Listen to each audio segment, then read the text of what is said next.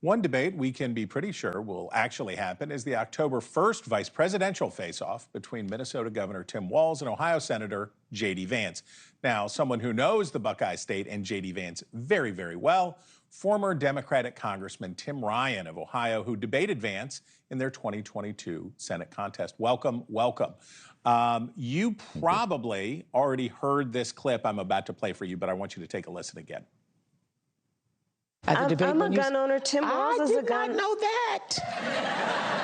If somebody breaks in my house, they're getting shot. Yes, I hear that. I hear that. Probably should not have said that. Congressman, do you really think Kamala Harris would shoot somebody who broke into her house? I don't think it's a big problem at the Naval Observatory right now, but do you think that that's true? I do.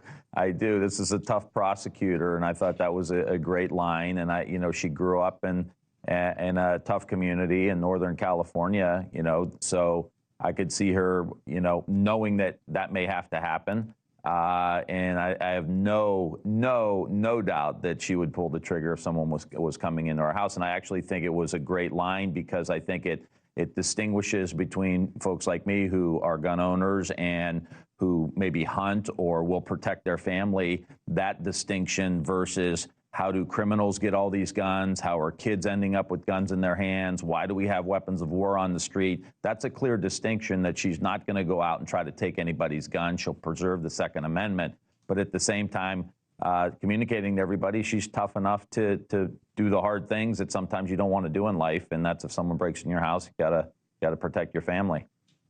Okay, whether it's the Second Amendment enthusiasm or fracking or border security or a host of other issues, you spent years prodding your party to get to the middle. That was your brand. Now suddenly they're making this move. It's happening fast. You can see why some persuadable voters aren't buying this, though, right? You can see that this late change of heart might ring hollow. I think a lot of people, are going to just vote on the exhaustion of the Trump era and the dog eating and the craziness and the extremism. I think most people are just going to say, I may not agree with Kamala Harris on everything, but we need to move forward. So that's where most people are going to be.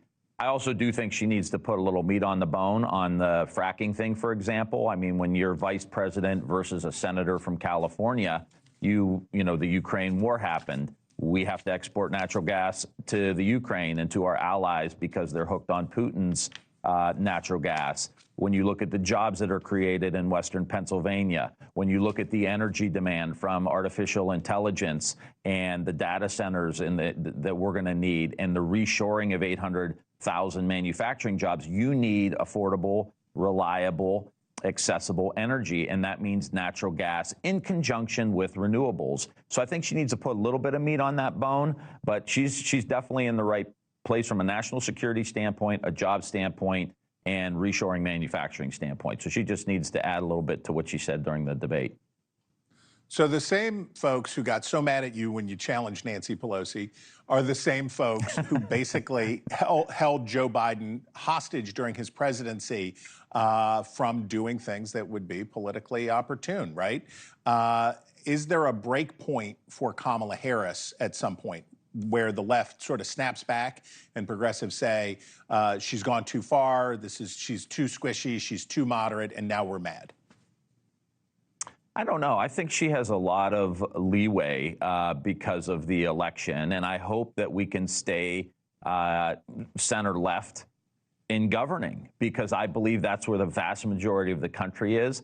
I believe that's what's best for the economy. When you look at jobs created versus Democratic presidents versus Republican presidents, we far outpace the Republicans in job creation. It's because if you're taking care of working class people, if they have more money in their pocket, they can spend it, we can build the middle class, and everybody does well. And so I hope we govern from that perspective. So I think she's got a solid majority. I think from a campaign perspective, she needs to stay on this, the fact that we are finally, after 40, 50 years, and I complained about this a lot, of losing jobs to Mexico and China. We're finally reshoring manufacturing, 800,000 new manufacturing jobs. We're building chips here again in the United States. We're building batteries, electric vehicles.